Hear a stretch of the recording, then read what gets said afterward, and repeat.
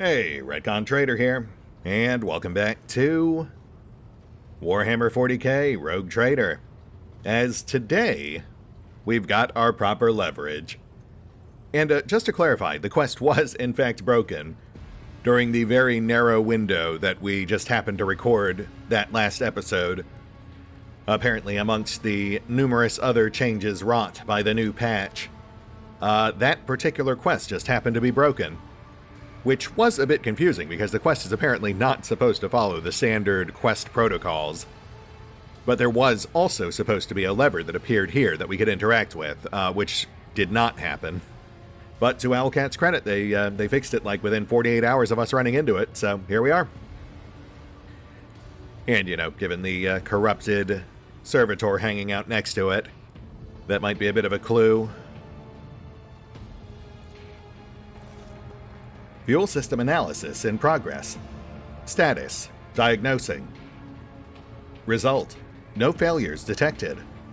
System operational.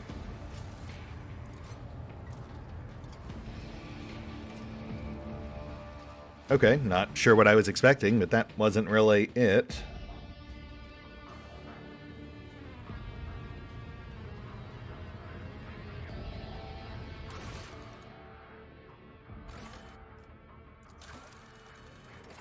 Calibrate the ship's Vox system.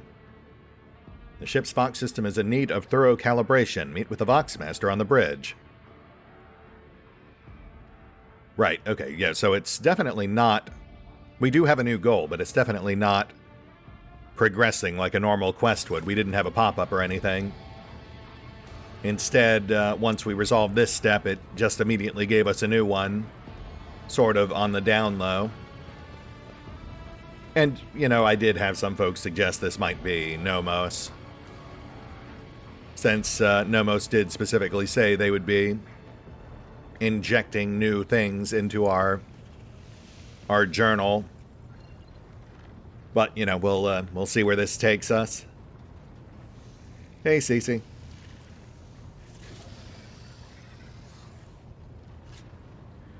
Vigdis? If the trend follows here, there's nothing wrong with the Vox either. Lord Captain? Vigdis, my log is telling me there's some sort of issue with the Vox system. Could you double check that for me? Lord Captain? The Vox Master is caught off guard by your question. It takes her a moment to find her words. The Vox system is functioning as expected, and no communication problems have been reported by any of the crew. Please allow me to check the system's calibration settings in your presence to alleviate any concerns you may have about its performance. The Vox Master's thin fingers dart between hundreds of wires and cables on the control panel. Flipping switches and turning dials, she issues commands and methodically checks the lines of communication with the crew on every deck. At last, accompanied by the sound of static, the crackling of the Vox, and the flickering of signaling lights, the dance of her hands concludes. All finished, Lord Captain. No issues detected. The system is working as expected. She studies your face as she awaits your response. Yeah, I figured that might be the case. Thank you, Vigdis. Just had to check. Lord Captain. She offers an unusually deep bow, likely using it to mask her confusion. So what now? Visit the Forgotten Twins star system, where there might be something of particular interest. Is that so? Once again, note no proper pop-up, just a new goal. And again, no real explanation as to why. Though in this case, I think that actually works out for us, because I believe one of the things currently on our to-do list is also in Forgotten Twins. I believe that's where one of our random caches is located. We'll check that out momentarily, but first... Danrock, I've come to bargain. As per usual, I did some off-screen trading. We bumped our Drusian rep up by 1, and our Fellowship rep by 2. which nets us a handful of new items, nothing all that major. The camaraderie badge, which I believe was actually just nerfed in the 1.3 patch, which renders it somewhat useless for us. And the Deathworld Origin Enforcer Light Carapace, which I think we can make use of, though I'll have to double check it against Kibella's current gear. I just recall her particular light armor is fairly underwhelming. And then as for the pirates, honestly, nothing really of note there. We pulled the tactical backpack and a Ratobi pattern foe hammer, both designed for builds that we are not currently using. And then they did also add some new items, though less than I thought. Apparently we've got one new force sword per trading track, which again, not super useful for our current active squad, but I'll poke through them later, toss one to Heinrichs. Just not really a super high priority right now. That said, let's bounce out to the star map. Get this show back on the road.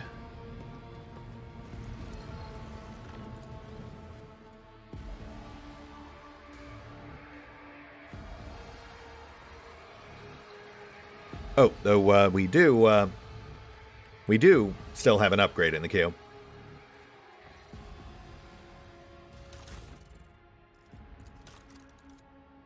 Yeah, we've got to assign some flagship developments. So, we'll go ahead and grab Rugged Repair. That's half off on our repair costs. And Shallow Jump is tempting, but I think we'll go ahead and start bumping up Silent Running. That's pretty much the only way we can improve our initiative during space battles. So we'll go ahead and bank that first tier for now. That way we can cap it out next time we gain a crew level. And as far as things we still have on our to-do list, we've got this sector over here. We've got Forgotten Twins, which is indeed where our stash is. So we actually have two reasons to go there now. We have this unforeseen event on the jungle world, and our critical task. We have to swing by footfall, turn in our backlog of planet scans. We have this, our magnetic storm.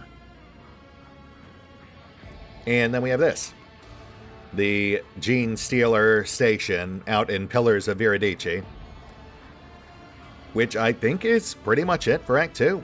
Minus any additional travel events or DLC quests we might still have in the queue. We are definitely wading into unfamiliar territory here, because I don't think any of this stuff was actually implemented back in Alpha, aside from Lapidus Mortis, though honestly I do not recall what was over there. That's it. Let's go for something I definitely haven't seen, which is whatever's going on over here.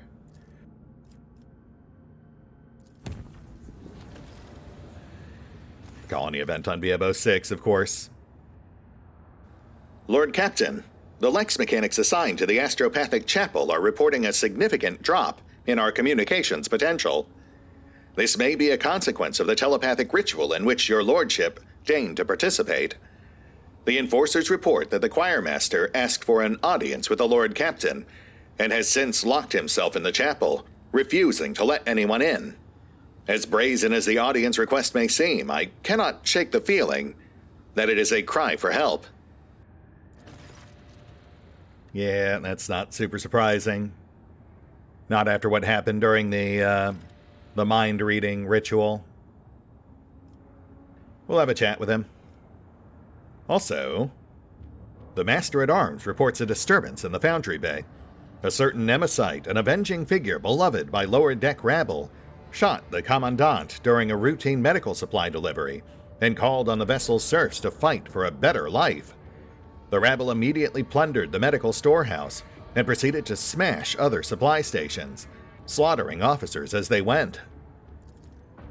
Nemesite has escaped, and the situation on the deck is increasingly spinning out of control. The Master-at-Arms asks permission to employ the harshest possible treatment, not simply to restore order, but to avenge the dead Commandant, as well as the fallen enforcers. Well, I've got to say, guys, that sounds like an absolutely terrible idea given what we now know about the Gene Stealer cults. Especially since it seems pretty much guaranteed. The Nemesite is just yet another one of their pawns.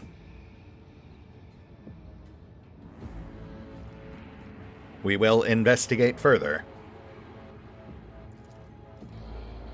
Nemesite's reason for the attack had to do with the widow of a respected foreman. She had delayed the queue by begging to be given medicine for her afflicted children, which the Commandant refused because her request exceeded the expenditure quota. The widow persisted, and was given 10 lashes on the spot. That was when Nemesite fired the fatal shot that set off a mutiny in the compartment. The Master-at-Arms reports that this is the 4th Nemesite to operate on the lower decks over the past few years. The previous 3 were captured by enforcers, and each openly identified themselves as Nemesite. The public executions evidently had no effect. People continue to rally around their hero as soon as one emerges, and always believe in the invulnerability of their champion. Yeah, which tracks. I mean, they are essentially expendable single-purpose pawns. Being caught and executed is no doubt part of that purpose. Martyrs for the cause. The Seneschal points out that all Nemesites act in the same fashion. Whenever the rabble is feeling oppressed, they step forward, serving as the spark that ignites the fires of sedition. They target the officers most hated by the workers for their strictness and adherence to order, with every murder bringing cheers from the commoners. The Voxmaster shares the rumors about Nemesite that abound on the lower decks. Some say he arises from the blood of oppressed laborers, some that he is the vessel's spirit of justice. Others still believe he is an immortal hero. Such veneration makes it very difficult to capture the Riffraff's champion. In light of the discovery of a Gene Stealer cult cell on the ship, Heinrich van Kalox recommends paying special attention to the Nemesite story. The interrogator suspects that an escaped mutant is behind the incitement to revolt. It is too similar to one of the tactics employed by these enemies of humanity. Hey, welcome to the conversation, Heinrich. Glad you could finally weigh in. But we are ever so slightly ahead of you there. The bay in question is a place of unbearable heat and poisoned air, where scrap metal is melted down into plates that are later used to repair and refit the hull. There are no critical facilities here, and the bay is fairly easy to isolate. This opens up opportunities for quelling unrest, with no casualties among the enforcers. Gosh, how terribly convenient. Yes, that does sound ideal. I certainly see no downside to leaning right into the rabble's expectation of harsh reprisal, thus continuing the inevitable cycle of violence. Or, crazy idea, we could certainly try undermining that plan by actually providing medicine and supplies for the people who work and live on our ship. I mean, I know it's crazy, but it might just be crazy enough to work. Only one way to find out. The unrest has subsided. While the serfs praise the rogue trader's generosity, the enforcers gloomily predict that the rabble will simply shed blood even more quickly and willingly the next time they find themselves lacking for something. I mean, I'm not giving them a blank check, I'm just providing them with the basic necessities needed for survival here. If they keep acting up regardless, then yeah, we'll deal with them as need be. Lord Captain, we have visitors on the bridge seeking an audience. Your presence is required. Oh wow, 3 events in a single jump. Which I think actually happened last time we jumped too. They must have increased the number of events they can fire per trip. Which does make sense given how much we're backlogged. The DLC really did kind of shift the balance as far as travel events go. And a lot of these are things that, if not resolved, will permanently cut off potential plot threads going into Act 3. So yeah, I guess it makes sense. They felt the need to increase the flow, so to speak.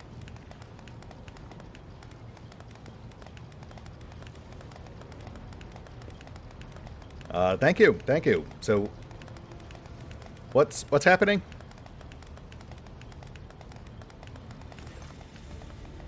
Your lordship. The high factotum bows low. Every few moments, Stanrock brings a perfumed cloth to his face, but his expression remains obsequious. Members of your crew have made a request to allow them to proclaim their most profound devotion to the Lord Captain. Personally. Young man? A man in a worn uniform bows awkwardly. Your Highness, gracious Lord Captain, please let me speak on behalf of the whole crew, and everyone, and express our gratitude to you, officially, so to speak. The kind of leader you are, the way you treat people, it's now known in every corner of the expanse. From Footfall to the poorest, dirtiest, most unremarkable planet. All praise your dedication to the human spirit and goodwill. Everyone wants to serve under your command. There's no end to the volunteers. So the other day when we were clearing out an abandoned sector for new living quarters, we found a forgotten vault. Right in the bilge of the ship, literally beneath our feet. Well, it turned out the vault had some centuries-old weapons in it. They look a bit odd, but they're powerful for sure.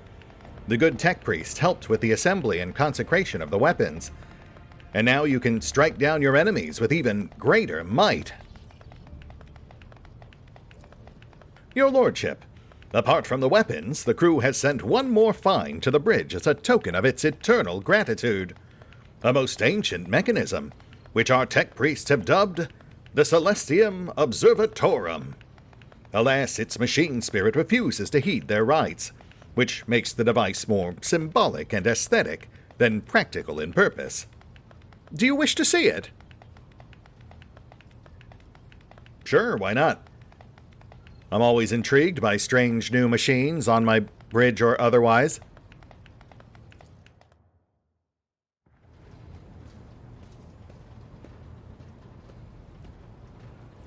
Huh.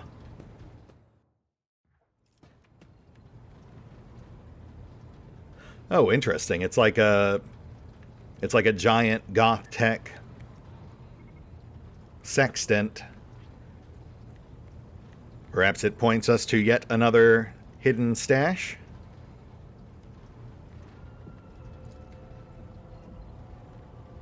The Celestium Observatorum looms over the deck. While the spirit of this ancient mechanism has gone silent forever, the words intricately inscribed on its frame can still serve as a source of resolve. A keen gaze sunders the darkness abloom with deceit, and reduces all corruption to ash. Neat. Very inspiring. I mean, I'd rather have a stash, but, you know, perhaps the real stash was the friends we made along the way. Gentlemen. So I guess that's it. That was the whole ceremony. I guess so. Okay. On we go then. Cece? Oh, wait, actually, while we're here, we should go chat up Zacharias. We'll go see what's going on with him. As aforementioned, we don't want to risk leaving any of these events unresolved. I did actually receive some pretty strong warnings about skipping certain events during the DLC, like the ritual, which apparently would just completely derail the DLC for the rest of the game. Though I'm not sure if this is actually one of them. I'm not entirely sure what to expect here. But we're about to find out. Also, considering that this is likely to turn into another set-piece battle, we should probably go ahead and scope out that new armor.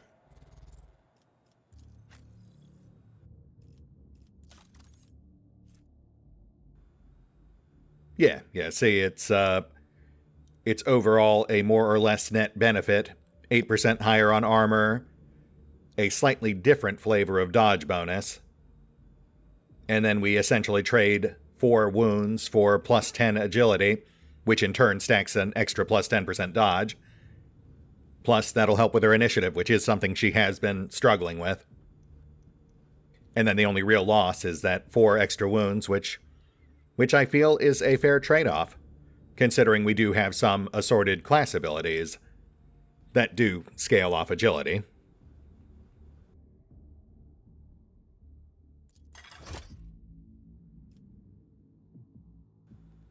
Also, not for nothing, but that actually does go better with her Medicae mask. I mean, hair's a bit of an issue, but, you know, that's yet another self-inflicted wound. Not exactly our main concern at the moment. Speaking of which, yeah, let's go have a word with the wise. Things are looking a mite bit off-kilter in here.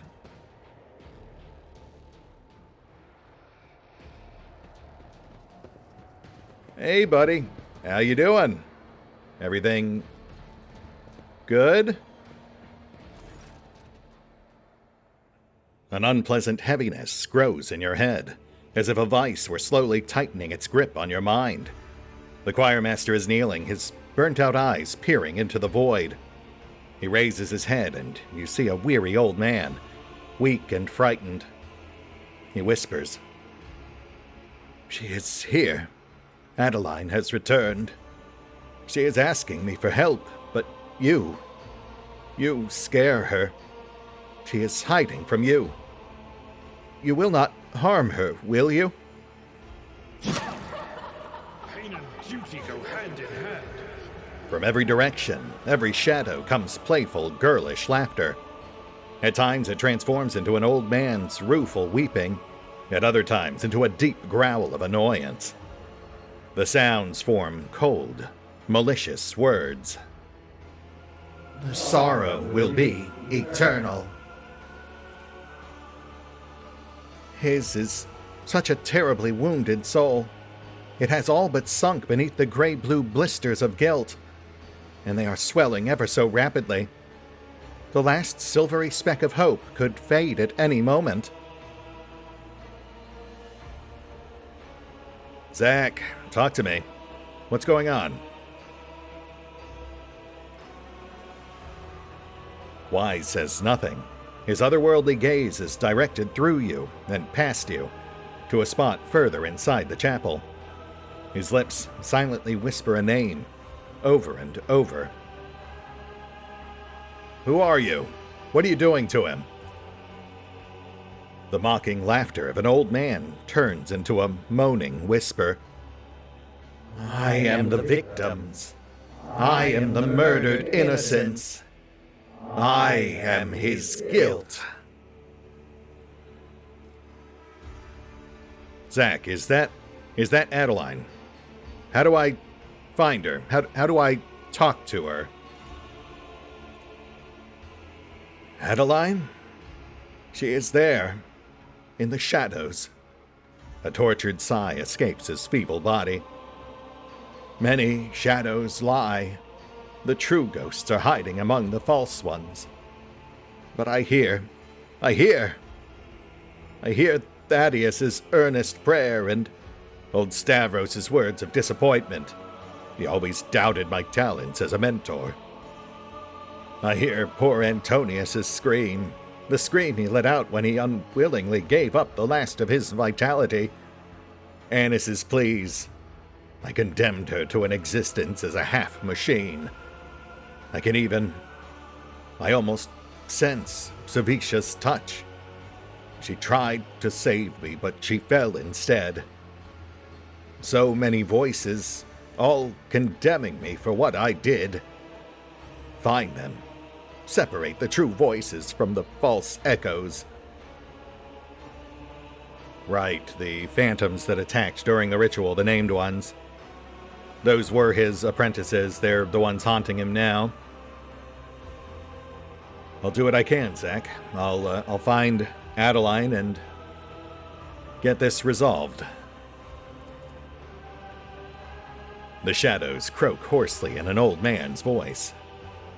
Why do you seek his redemption? He was always a terrible leader and talentless mentor. He doomed everyone. The indignant tremble grows into a roar of righteous condemnation.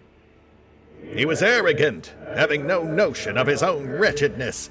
He did not put his faith in the Emperor, but instead believed himself to be invincible. The voice grows weaker. It is now a young man's, soft and full of anguish. And he paid for his mistake with our lives. It was cruel and painful. The voice grows heavy with a metallic clang. We begged him to reconsider, but he took our minds away as punishment. The shadow's speech is now gentler and more feminine. But we were loyal to him regardless. We tried to save him even though he had not saved us. The voice becomes cold, resonating with sorrow from beyond this world. He is guilty. Oh, interesting. Okay. Those voices seem to match the very brief descriptions he gave of his disciples. Yeah.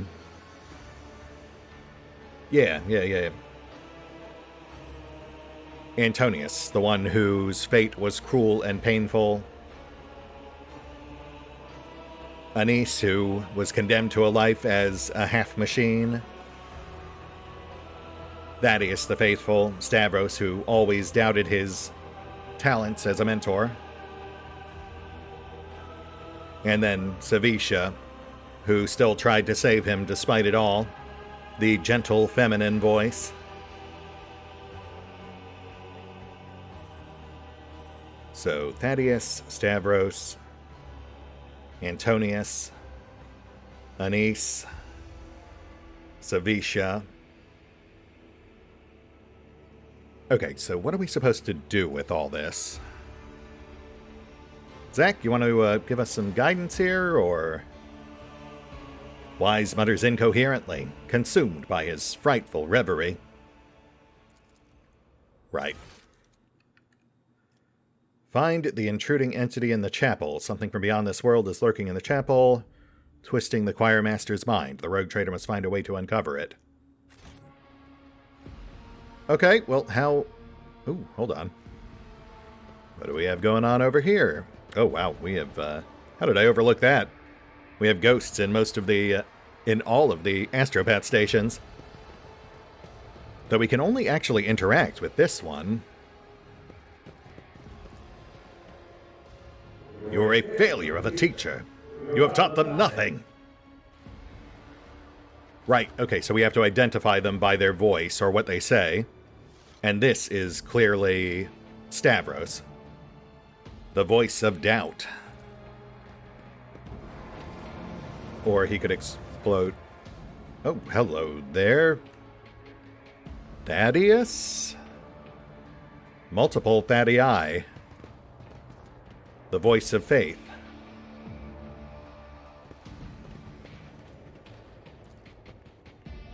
I call to you, O Prince of Pleasure. I entrust you with my puny soul. And beseech you for your protection. I've got to say, that doesn't really sound like something a man of faith would say. Oh, wait, okay. Hold on. The God Emperor is a lie! The Astronomicon is a lie! We are all going to perish! Right, okay, got it, right. It's actually the inverse of what I thought was happening. We don't have to identify individual spirits. We have to pick the real one out of a number of fakes. O God Emperor, protect us from the horrors of the Empyrean. Shield us from the Immaterium's corruption.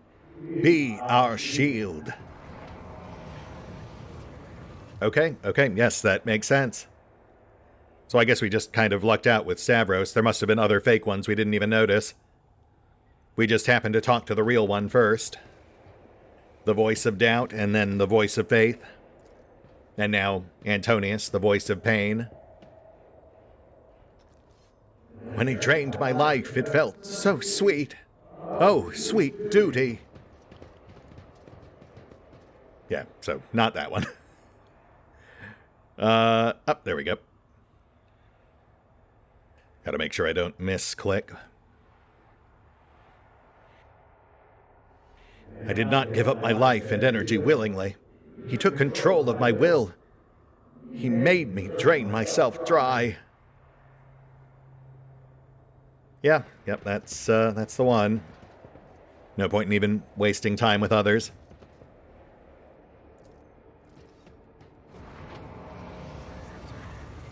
That's Antonius, so who's next? Anise, the half-machine, which, based on context, I guess would put her as, like, the voice of the maimed, the voice of the servitor, the one who survived in body but not in mind. Stop! My mind is boiling! Teacher, please stop! No, not you. It's got to have something to do with the half-machine thing.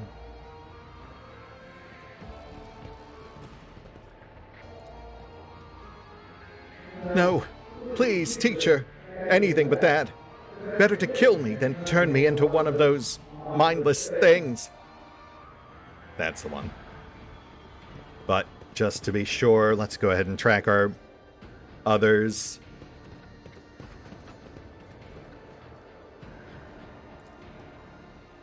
I didn't think you would do that. With your own hands. No. Number 2 is the only one that seemed to directly reference her actual final fate. The others could also apply, but they were too vague. And Savisha, the voice of mercy. I find you guilty of arrogance and betrayal of your choir. You will be sentenced. Not you. Let us kill him for the glory of the dark gods. He cannot stand against us alone. Or you. So yes, the one right next to him, the one who stayed at his side. Master, please, wake up. I'm here by your side.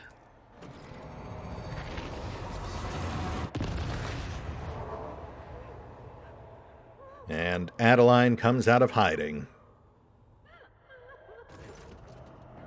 The ghost stares at Wise mournfully. The muffled sob coming from the apparition almost seems to take physical form as it drifts towards the choirmaster and envelops him.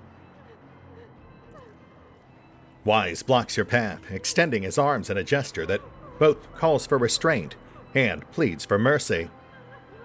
Do not harm her, please. The poor girl is frightened to death. Let me talk to her. I cannot fail her again. Oh, Wise, buddy, I feel for you, I do. But we've already done this song and dance before. Not just with you, but with Adira as well. She did the exact same thing with Theodora. Wise, you have to know it's not really her. It's a manifestation of your guilt, and you're literally letting it eat you alive. You can't change the past, but you can learn from it. And use those lessons to help those who yet live. Wise's expression is a mixture of pain, horror, and grief. He lowers his arms slowly. I know, your lordship. I know this is not Adeline, but an echo of the one who devoured her soul. I just wanted to see her again, hear her voice again, for a brief moment. With jerky movements, as though shaking off shackles of ice, he picks up his staff. Ghost of my failure, now is your time to vanish.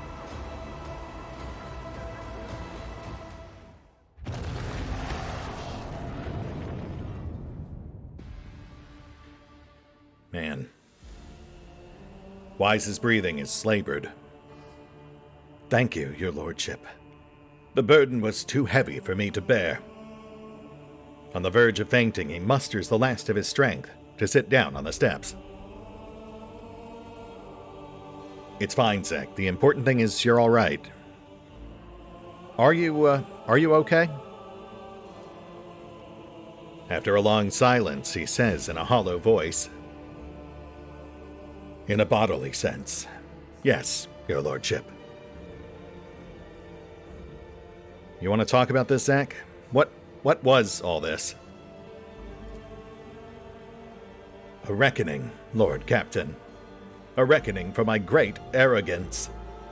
Demons have been pursuing me for years, following my scent, sending me dire messages, hunting me. And now, they have me. The entities that manifested here during the ritual were banished, but a lingering echo of their presence has latched onto the shadows. It has sprouted in the darkness and pounced upon my mind.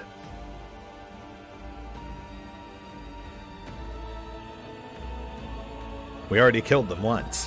Why won't they leave you be? Because I am guilty. I wronged them. I had been promised a great future at the Scholastica Psychana, for my talents were exceptional. But fate would not have it, and instead of serving on Holy Terra, I ended up here in the Expanse where barely a gleam of the Astronomicon reaches. My pride took a heavy blow, but my spirit was not cowed. I set about to assemble a choir unlike any yet seen here. A mighty, resonant, astounding choir. Lady Theodora expended tremendous resources bartering with captains and governors to procure astropaths of my choosing. I brought together talents and budding geniuses under my authority. They were to ensure I would make a triumphant comeback.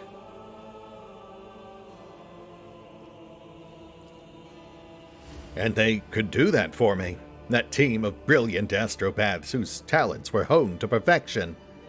Adeline, Anise, Antonius. Every one of them surpassed myself as I used to be. I saw that my time was coming, and I lied when I told you it was Lady Theodora who had forced us to go through with the ritual. The idea had been mine. When, in her paranoia, her ladyship set out to find spies aboard the ship, I made her an offer. A ritual that would give her the names, in exchange for my fledgling's freedom and my own. It was a good deal. She was willing to trade 7 astropaths for the names of traitors, and I doomed them all. My pride killed them.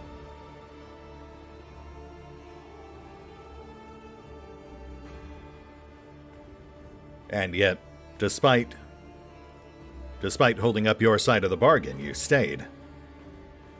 Tethered by guilt, I suppose, unable to leave? Despite, or perhaps because of what you'd done? Yes. At first, Lady Theodora wanted to have me executed for what had happened. But then she regained her composure and graciously agreed to honor our deal. But where was I to go? My dead were all here. So what exactly went wrong? How did it all go sideways? He chuckles bitterly, and scarlet stains bloom on his blindfold made of sacred manuscripts.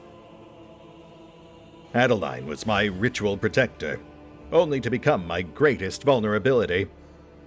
When the mad stream of other people's thoughts started to disorient my astropaths, I became frightened for her. I hesitated. I wanted to spare her. And I lost control. The right thing to do would have been to sacrifice her, but I couldn't. I had always had a soft spot for her. Her genius had made her my favorite.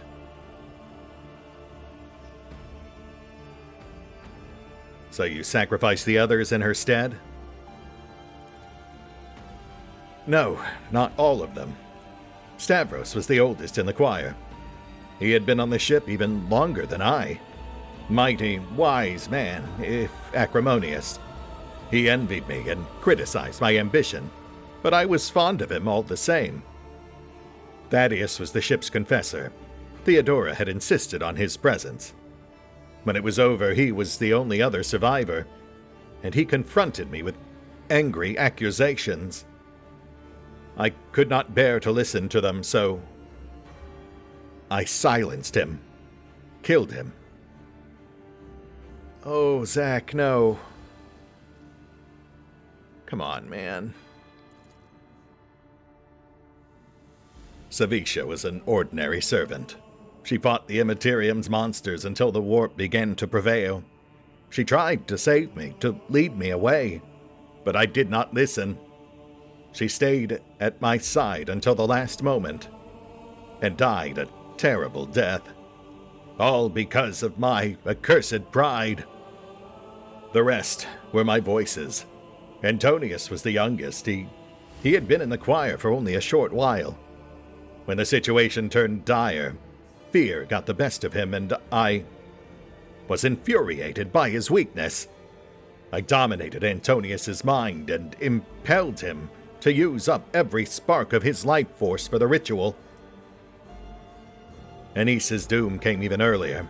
She was the one person who told me in front of the choir that the ritual was madness. In my anger, I ordered her servitorized. I believed I had to protect my authority. She died on the spot where you're standing now. I think she was still aware. More scarlet drops seeped through the choirmaster's red-stained blindfold. All my voices. I remember the name of each one whose life I cut short within these walls.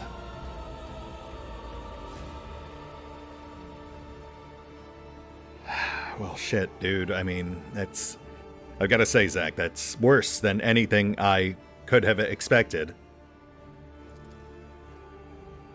That is for the best. I can no longer carry this burden alone. With Lady Theodora dead, the thought of my crime being forgotten, erased from history, is unbearable. I want to be judged and condemned. I mean, you definitely did some awful, terrible shit, man. It was a lot easier to be sympathetic when it was just a terrible mistake forced upon you by my predecessor, but now it does recolor the whole thing. But then again, I mean, A, he still serves a very vital purpose, and B,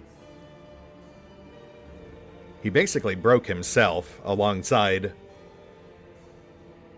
everyone else. He just was the sole person unfortunate enough to actually survive the experience. Which honestly, in his case, might very well be a fate worse than death.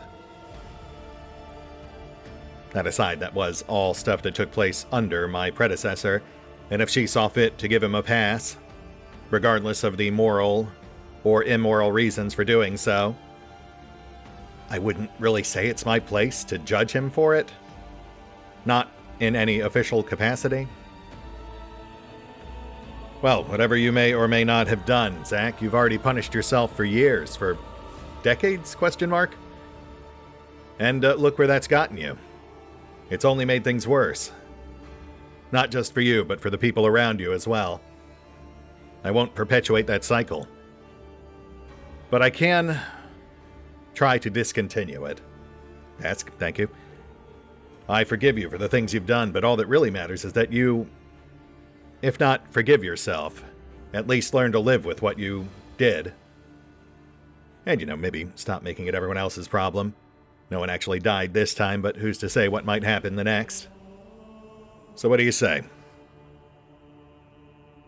The choirmaster raises his grief-stricken face. The droplets of blood trickling from under the bandage land on the deck with a ringing sound. Your words are medicine for my soul, your lordship. After a moment's hesitation, the old man holds out his staff to you. Please, take it. This mighty instrument is the last reminder of Adeline and the others of my guilt. It was with this that I performed the last ritual. I have no right to carry it any longer, and would like it to be yours. A reminder of the painful lesson my pride has taught me.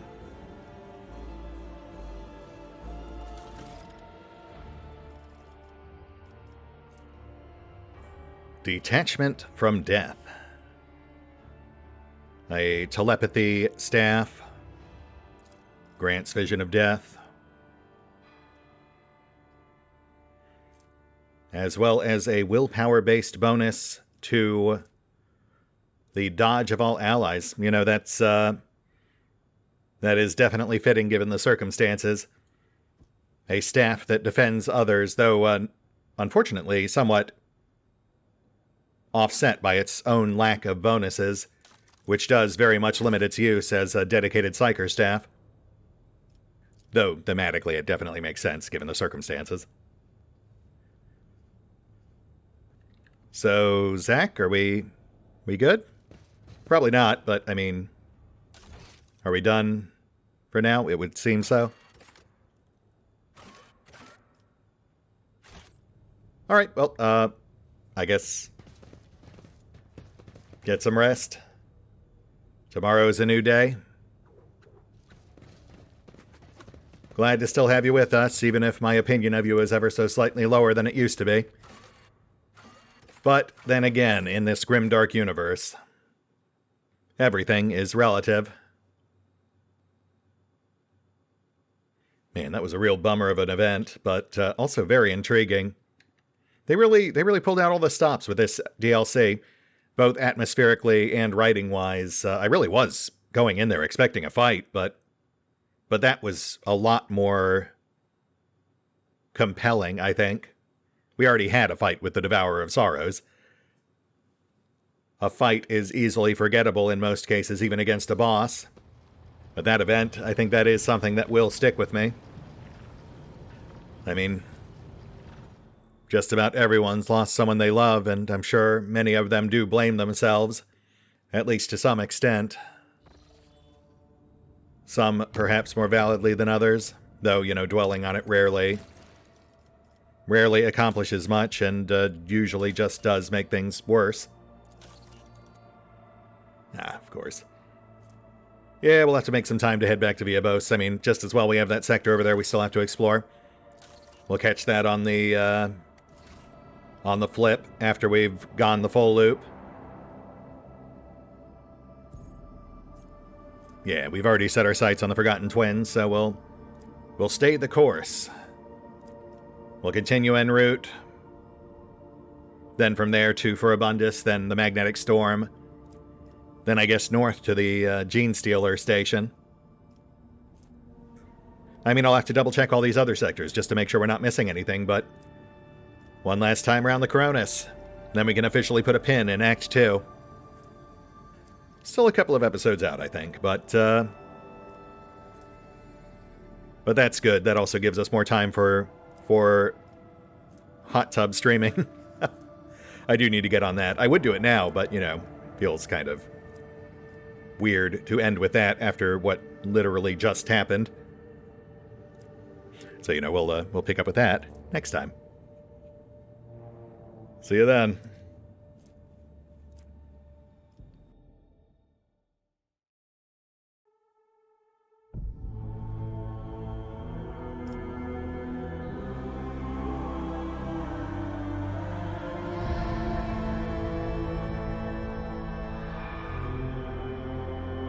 Oh, and special thanks to the Raiders, the fine folks who help make these videos possible, including but not limited to Eerie V23, Revenant, Alois, Dragon Matrix 7, Drakiith, EgonAlter, Exsellsior, Gottlieb, James Trimmier, Kazorm, Mark Giemza, Nathan Welch Jr., OverlordPherom, RandomPassrby, RobbyB, Tomasz Piątkowski, Triphoppenskip, and Valinrook. Thanks for your support, guys. That said, if you'd also like to help support the channel, then feel free to push the buttons that do the things. Trust me, it does make a difference. Or you could even check out the PayPal, the Patreon, the Nexus GG, or the YouTube memberships. Links are in the description.